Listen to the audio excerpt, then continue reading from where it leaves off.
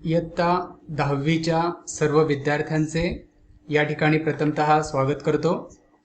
हिंदी विषयाची आपली ही पहिल्यांदाच होणारी सभा आहे।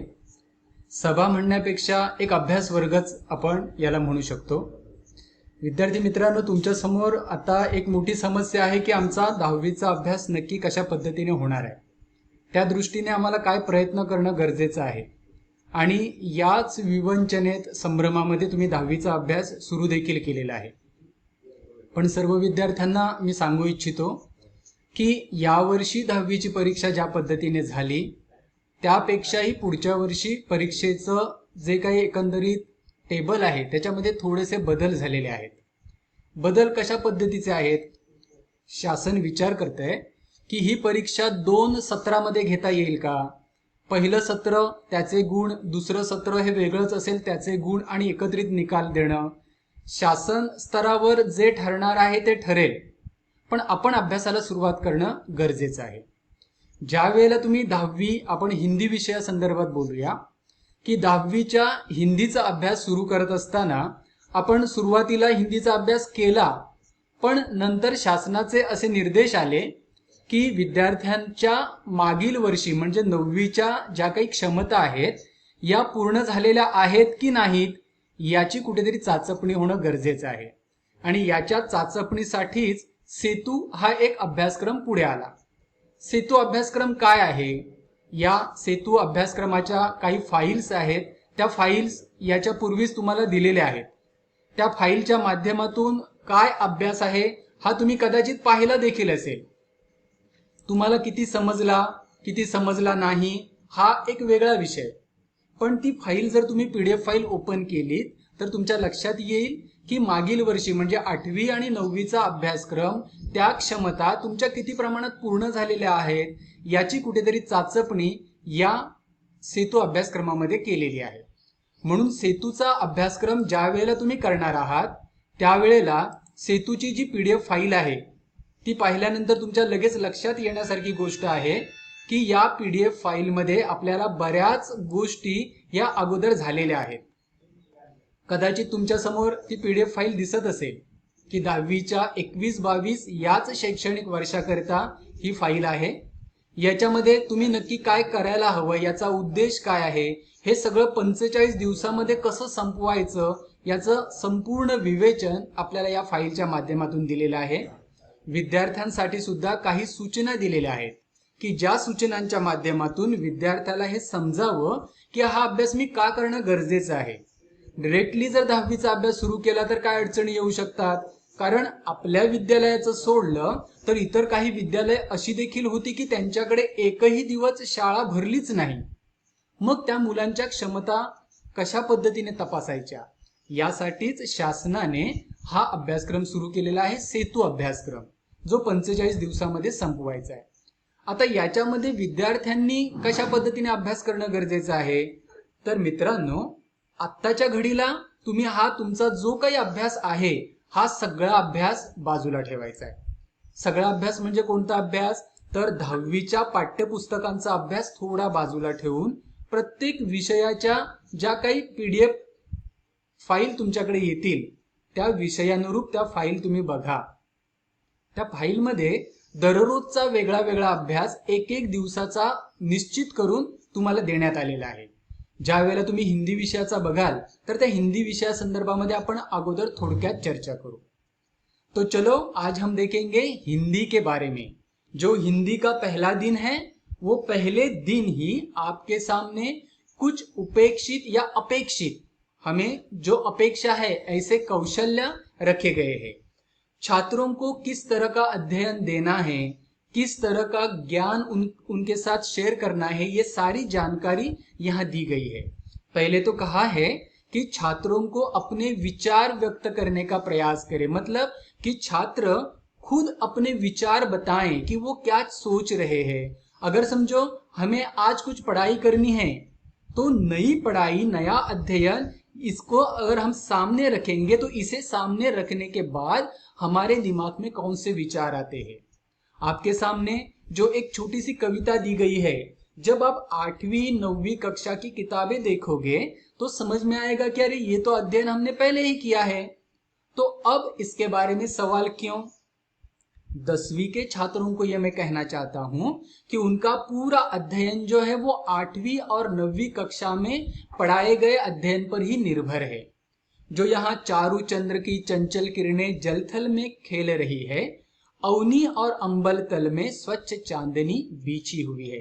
तो यहाँ ये सारे खेल के बारे में, चांदनी के बारे में, चारू चंद्र की चंचल किरणें खेल रही है जलथल में, मतलब कि इसके बारे में आपको जो जानकारी हो रही है, ये सोचकर, ये सुनकर, ये पढ़कर आपके दिमाग में कौन से विचार आते हैं? कि मैंने पहले पढ़ा है इतना ही विचार आता है, या ये चारू चंद्र की चंचल किरणों के बारे में पहले क्या बताया गया था, मुझे क्या जानकारी मिली थी, मैं कितना समझ पाया था, ये सारे विचार आपके सामने आते हैं, आपके मन में आते हैं। उन विचारों को अपनी कॉपी में लिखना जरूरी है कि आपको पिछले साल या उसके पहले साल जो क्षमताएं विकसित होनी थी वो हुई है या नहीं, इसका पता आपको भी चलेगा, मुझे भी चलेगा। आगे आपको एक छोटा सा परिच्छेद दिया गया है, मेहनत करो जिंदगी की झोली खुशियों से भरो, मेहनत करो भागती जिंदगी के साथ चल, मेहनत करो मानव धर्म निभा सको। तो ये मेहनत के बारे में जो जानकारी है ये पहले हमने देखी हुई है, वो हमें याद आती है या नहीं? जब आप ये पढ़ोगे तब आप ये सोच पाओगे कि पहली क्षमता मेरी विकसित है या नहीं। और इन कविता या परिच्छेद को पढ़ने के बाद आपको क्या करना है, कुछ कृतियों को हल करना है। जैसे कविता में किसका महत्व बताया गया है, मेहनत करना, इसके किसके साथ चलना है, इसके साथ मतलब किसके साथ चलना है। तो ये जो स्वाध्याय है, ये जो सवाल है, उनको अपनी कॉपी में हल करना है और उसका फोटो निकालकर आपके व्हाट्सएप ग्रुप पर भेज देना है, जिसके कारण हमें पता चलेगा कि आपकी क्षमताएं विकसित हुई है या नहीं, या आपको फिर से 8वीं 9वीं का अध्ययन करना होगा, पढ़ाई करनी होगी। असल में हमारे पाठशाला के छात्र बहुत ही होशियार है, उन्होंने ये अच्छी तरह से अध्ययन किया है, हिंदी का तो जरूर किया होगा। तो इन छात्रों को मैं ये बताना चाहता हूं कि आज आपको क्या पढ़ाई करनी है। तो एक दिन, आज का पहला दिन, हिंदी का सेतु पीडीएफ फाइल में जो अध्ययन दिया गया है वो सारा स्वाध्याय जो है, सारा अध्ययन जो है वो पूरा करना है। कल फिर से मैं आपको ये बताने वाला हूं, तो बिल्कुल नहीं, कल अपने आप ये पढ़ना है और हर रोज का अध्ययन देना है। जब आपका अध्ययन मैं देखूंगा, आपने किया हुआ पाठ में देखूंगा, स्वाध्याय पढ़ूंगा, तो मुझे पता चलेगा कि ये छात्र समझ पाए हैं या नहीं। तो फिर से इस तरह से हम 15 मिनट के लिए इकट्ठा होंगे और जो कुछ आपकी समस्याएं हैं उन समस्याओं को हल करने की कोशिश करेंगे।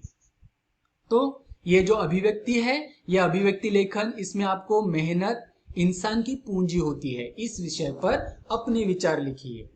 आपको ये सोचना है कि मेहनत के बाद हमें क्या मिलता है, मेहनत करना जरूरी है या नहीं। अच्छे काम के लिए भी मेहनत जरूरी है, बुरे काम के लिए है, लेकिन उसके लिए हम मेहनत नहीं करेंगे, हम तो अच्छे काम के लिए ही करेंगे। और मेहनत के बाद हमें जो उसका फल मिलने वाला है वो भी अच्छा ही होगा। तो आपको अभिव्यक्त होना है, आपको अपने विचार लिखने हैं। ये नहीं करना है कि दूसरे छात्रों ने जो व्हाट्सएप ग्रुप पे उसकी अभिव्यक्ति लिखी है वही देख के आपकी भी अभिव्यक्ति, ऐसा नहीं होगा। हर एक छात्र अलग अलग सोचेगा, मेहनत के बारे में उनकी सोच अलग अलग होगी। तो हमें अपने आप को सक्षम बनाने के लिए आपको गुट बनाने हैं, अलग अलग होना है। लेकिन हमारे छात्र कितने हैं, 50 ही है, तो उनके भी गुट बनाने की अभी आवश्यकता नहीं है।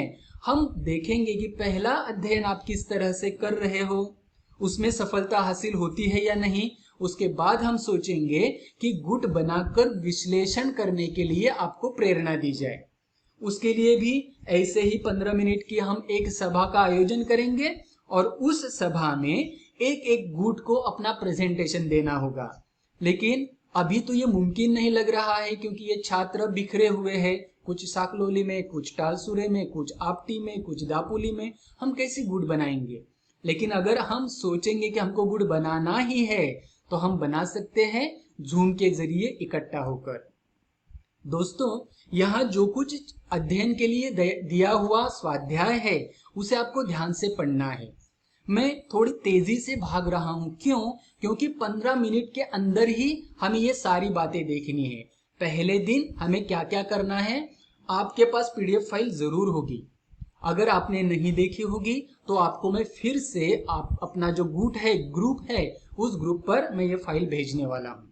कुछ छात्र ऐसे भी होंगे कि जिन्होंने हमारी ये अभी चर्चा हो रही है उस चर्चा में हिस्सा ही नहीं लिया हो, तो उन छात्रों के लिए भी हम इसका एक छोटा सा वीडियो बनाकर भेजेंगे।